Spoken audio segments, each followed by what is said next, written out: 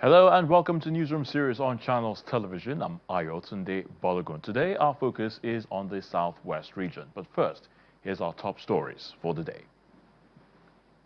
The Attorney General of the Federation and Minister of Justice, Lateef Fagbemi, has taken over the prosecution of the criminal case brought against Mike Ozekome by the Independent Corrupt Practices and Other Related Offences Commission, the ICPC. The development, however, stalled Mr. Ozekome's planned arraignment before the FCT High Court on the three-count charge filed against him by the ICPC, and in which he is accused of, among others, forgery. At the day's proceeding, the Director of Public Prosecution of the Federation, Rotimi Oyedepo, said he was representing the AGF and informed the court of the AGF's decision to take over the case from the ICPC, as the Attorney General of the Federation was acting under his powers as provided in Section 174 of the Constitution. Now, counsel to the ICPC, Osuebeni Akpomisian, did not object to the takeover of the case by the Attorney General of the Federation.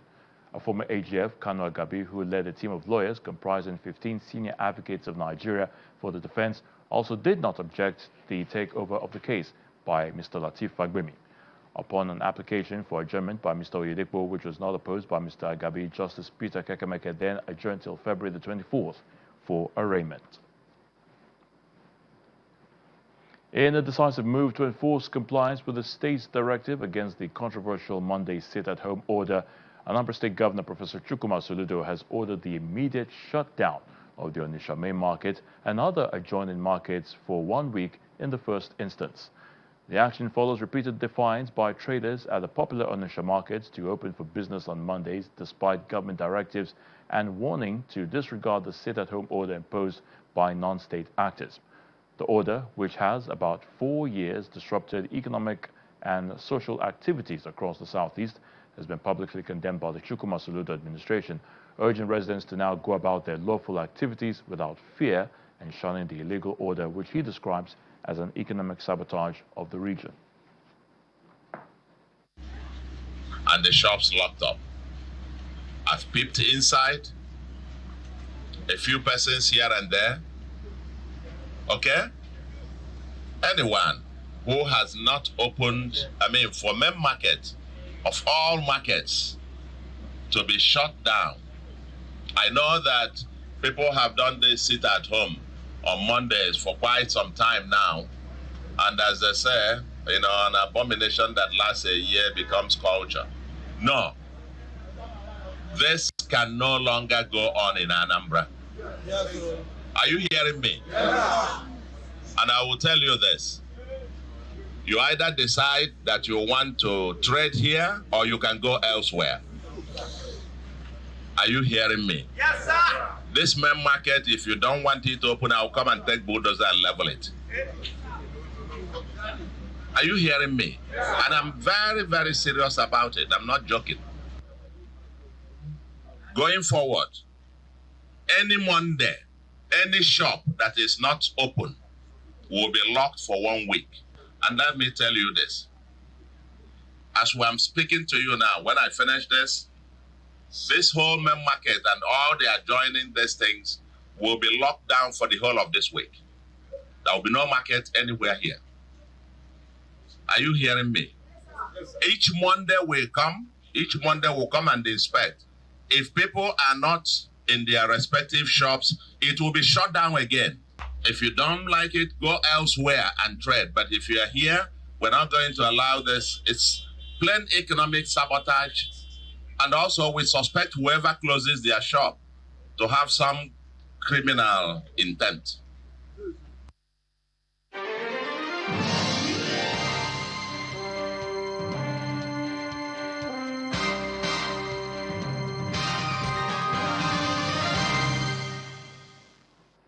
Angry residents of Iluabo community in Akure North local government area of Ondo State on Monday staged a peaceful protest over the recent spate of kidnappings in the area. The protesters barricaded the airport Owo expressway, causing heavy traffic in the axis. The protesters are expressing their grievances on the abduction of a woman in the community on Sunday night. According to eyewitness accounts, the victim was kidnapped at the entrance of her residence by armed assailants who reportedly shot at her vehicle, damaging its fuel tank and tires before whisking her away. In the process, 2 neighbors who raised alarm and attempted to intervene were also shot, one in the head and another in the stomach, and were then rushed to a nearby hospital for emergency treatment.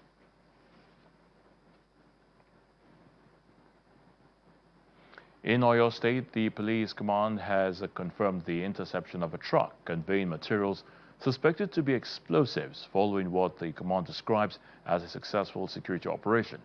The State Police Public Relations Officer Olayinka Ayolade says the suspected explosives were intercepted around Shaki in the Okiogun axis of Oyo State on Sunday. According to the release, operatives of the command intercepted the vehicle during the routine stop and search operation at the border town. The truck, along with the suspected explosive materials found inside it, has since been secured and taken into police custody. According to the police, preliminary actions have been taken to ensure public safety as well. Now, the recovered items are currently being examined as part of ongoing investigations to help determine their exact nature, origin, and intended use. The command reassured members of the public of its continued commitment to safeguarding lives and property, while urging citizens to remain vigilant and promptly report any suspicious movement or activity to the security agencies. Now, the Osun State governor, while addressing a press conference in Osogbo on Monday, explained that the Federal High Court in November 2022 has nullified the local government elections, a decision later affirmed by the Court of Appeal in February and June 2025.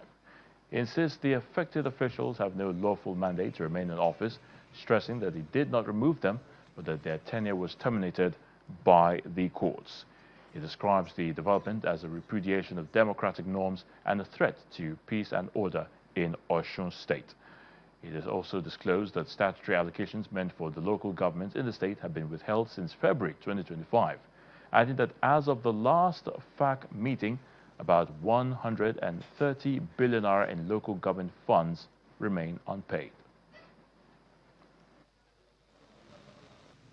As you are all aware, that since February 2025, statutory allocation to Osun State local government have been withheld. As of the last FAC meeting, a total of 130 billion naira of our local government funds is being illegally withheld by the federal government. Attempts were made to divert those funds through account open with United Bank for Africa UBA by people not authorized by law to be signatories to local government funds. Illegal tenure allocation. It is settled matter of law that the tenure of elected officials in Nigeria cannot be extended for a single day after the expiration of their tenure. At this point, I respectfully appeal to President Bola Ahmed Tinubu to intervene. I wish to assure the good people of Osun State that Mr. President is not involved in this illegality. Mr. President is among those who fought the military for our democracy. I believe Mr. President's name is being used without his knowledge by the former Governor Boyko Itola to get the Nigerian police and the UBA to obey his alleged illegal directives. I therefore urge Mr. President to protect the integrity of our democracy by rescuing Osun State local government from the vice grip of those who self-awarded tenure has lapsed. From Osun, let's now head to Ogun, where the state is stepping up efforts to expand local fish production and strengthen the aquaculture value chain as part of its broader food security and economic growth agenda for self-reliance and employment generation with the construction of modern fish processing centers. The State Commissioner for Agriculture and Food Security, Bolu Owotomo, said this has become imperative in order to add value through the fish subsector of the state economy. As monitored in Ijebu-Ode, Ikenne and Odobolu local government areas of the state, the projects are at different stages of completion, while effort is being made to expand the project to other areas of Ogun State. Fish farmers in Ijebu-Ode, Ikenne and Odobolu local government areas of Ogun State are set to enjoy the benefits of modern fish processing facilities fitted with solar-powered blast freezers, smoking cleans among others, as part of an aquaculture value chain facilitated by the World Bank through the Ogun State Economic Transformation Project. While the facilities are at various stages of completion, over 4,000 smallholder fish farmers also have access to small loans and tax rebates, in addition to bags of fish feed distributed to farmers at a 30% subsidy, or geared towards boosting production and reducing imports.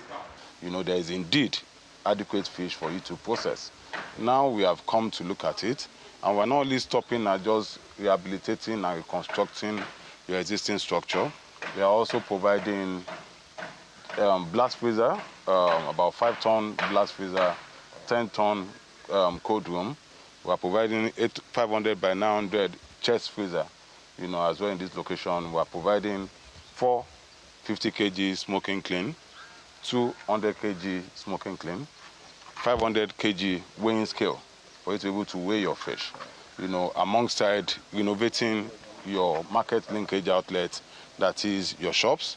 You know, we have recently constructed about 20 shops for you to be able to sell your produce, you know, to the market.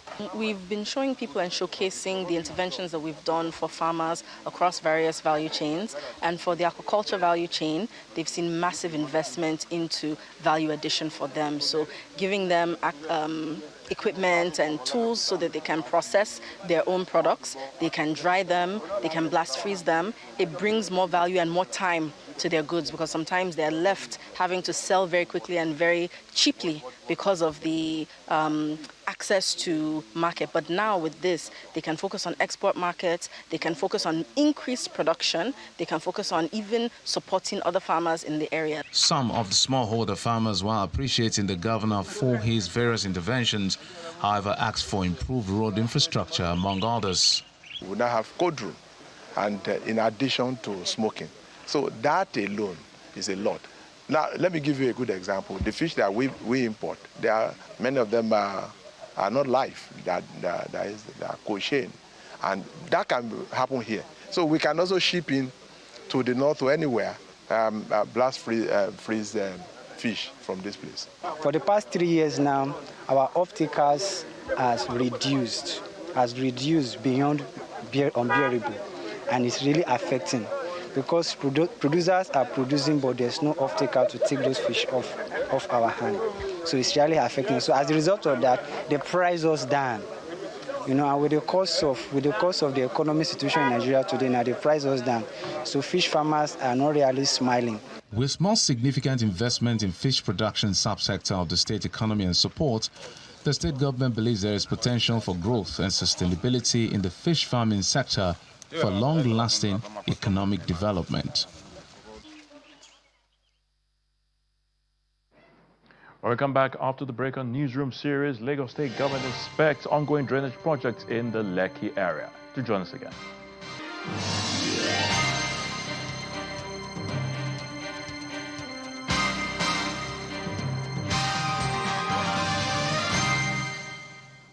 Welcome back. The Oyo State government on Monday today commenced the week-long activities to mark the 50th anniversary of the state's creation with an opening ceremony held at the International Conference Center of the University of Ibadan. Now, the program is structured to combine Thanksgiving, reflection, intellectual engagement, as well as cultural celebration. Oyo State Governor Seyi Makinde is already giving a speech at the event, talking about the legacy and navigating the present and reimagining the future for Oyo State. Responsibility and renewal. In recent days, Scores of indigents, residents and friends of Oyo State have shared tributes on our digital tribute wall. Their stories remind us that the true strength of Oyo State lies in its people. One of those stories, and you can go on that tribute wall to read, is from Toluwaloju Folusho, who came to Oyo State as a youth corps member in 2021. He shared how he invested his state allowance to learn fashion design during his service year. Today, he runs a business in Oyo State that employs 8 young people. Another is from Ogunrombi Oluwaseun, who describes this celebration as deeply personal, having been born, raised, and educated in Oyo State. Our story reflects the quiet pride of citizens whose lives are intertwined with the destiny of this state. Oyo State Governor there, Seyi Makinde, speaking on the activities and, of course, what the future holds, and, of course, the present state of Oyo State as it marks its 50th anniversary. Moving on now, and Ondo State elder statesman and former presidential candidate Oluyemi Falai has called for more development in infrastructure and social amenities, which he says is lacking in Ondo State.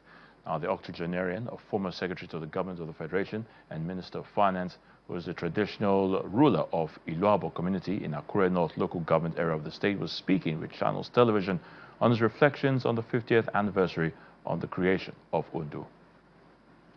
Ondo State in southwest Nigeria is one of the states created from the old Western State in February 1976 by the military administration of Major General Murtala Muhammad. Since its creation, the state has passed through several stages of socio-economic and political developments with attendant achievements and challenges. In a personal appraisal of the state in the last 50 years, the traditional ruler of Iluabo in Akure North, Oba Oluyemi Falai, who chairs the Pan-Yoruba social political group Afenifere, says Ondo State has experienced tremendous developments in some sectors, but lagging behind in others. All in all, I think we have done well. For example, in the area of education. But the downside is that many of those who graduate at various levels do not find paid employment. Oba Olufalaye, a former presidential candidate in the 1999 presidential elections, appeals to the government to look into improving on the provision of basic social amenities such as electricity and potable water, as well as urban renewal initiatives. To look around Ondo State today, apart from the rural education program of the adjacent government, I don't think any succeeding government has ever implemented a rural education program for the people of the state. Also, as we speak, I don't know any town or village where there's running water centrally provided in Ondo State. And many urban and rural roads remain on surface. Even in Akure, the capital city, there are many untapped roads. We should not be so. On his part, a professor of history at the Adekunle Ajasin University, Akumba Akoko, Professor Adedayo Afe, believes nepotism has affected the development of the state in the last few decades. Nepotism. People believe that if I'm the governor, I must take care of my people. The best road to be taught must be in my town. So, which is not the best. And I'll give you a little example. Adefati created a university in his own town. Agagu created one in his own town. Mimiko created one in his own town. Even though before Akeredolu died, he signed it into law that the Polytechnic in Owo should be changed to. How would the state develop? In the meantime, the State Commissioner for Information and Orientation, Idowu Ajanoku, emphasizes the political and economic relevance of Ondo State at both the regional and national levels. What we have actually established is the driving force of moving Ondo State towards industrialization project, which will be a landmark event in the state in the next couple of years to come. Ondo State has had 19 governors since its creation, 12 military and 7 civilian, including the present governor, Loke Aiyedatiwa, who was first sworn into office in December 2023, following the death of Governor Rotimi Akeredolu. However, after another round of elections, he was sworn in February 2025 for his first full tenure as governor. Health officials in Lagos State will commence a measles, rubella and routine immunization campaign starting on Tuesday, January the 27th this year.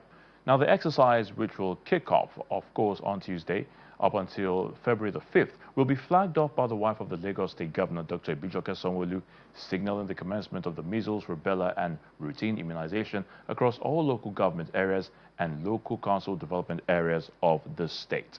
The integrated campaign, which aligns with national and global immunization goals, is designed to protect children and adolescents from vaccine-preventable diseases. In a statement released by the Permanent Secretary, Lagos State Primary Health Care Board, Dr. Ibrahim Akinwumi, affirmed that routine immunization is a proven intervention for vaccine-preventable diseases like polio, tuberculosis, whooping cough, diphtheria, cervical cancer, and many more. According to Dr. Akinwumi, Lagos State government is determined to ensure that every eligible child and adolescent is reached, irrespective of location or socio-economic status. And all vaccinations will be administered by trained health personnel in line with national and international safety standards. There's a commitment from the Lagos State government to continuously upgrade drainage infrastructure across the state to prevent flooding. Now, the State Commissioner for Environment and Water Resources, Mr. Tokunbo Wahab, gave this commitment after an inspection tour to various ongoing drainage projects in the Lekki area of the state. He stated that the recent heavy rainfalls in the new year has showcased that climate change and global warming is real, adding that every resident must now dispose their waste properly and protect the environment.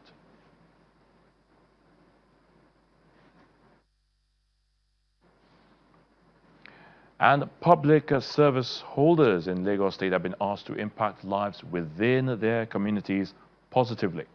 This charge is coming from Governor Babajide Sanwo-Olu at the Koshofe Mega Empowerment Program carried out by Kafilat Ogbara, representing Koshofe Federal Constituency. It says the initiative demonstrates real dividends of democracy and inclusive governance. Motorcycles, hair dryers, sewing machines, grounding machines, tricycles, generators, makeup kits, among other equipment have been provided by Kafilat Ogbara, representing Koshofe Federal Constituency for the people of Koshofe, Ikosi-Isheri and Agbo-Iketu Council area of Lagos to support their daily income. Members of the All Progressives Congress, including the Speaker of the Lagos State House of Assembly, Mudashiru Obasa, traditional rulers, and the Lagos State Governor, Babajide Sanwo-Olu, joins Kafilat Ogbara for the Koshofe Mega Empowerment Program.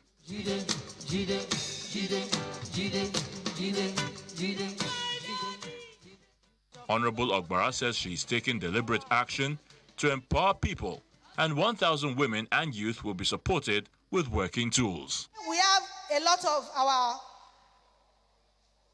electric bikes we are going to be giving to our constituents, because as we speak, we have to start to live in the future. These motorbikes, they don't use fuel, they don't use anything, you just charge them and then you move on. We did a profiling of all the members that are receiving these things to check their age, their status, what they need, what they do. And I personally went through the story behind every name before they were given these things to ensure that these things are actually impactful. And we are not only focusing on members of APC, but all our constituents across Koshofe Federal Constituency, because this is about the people. And we believe that we have to, serve our people that we represent. The Speaker of the Lagos State House of Assembly applauds Kafilat Ogbara for not ignoring her constituency.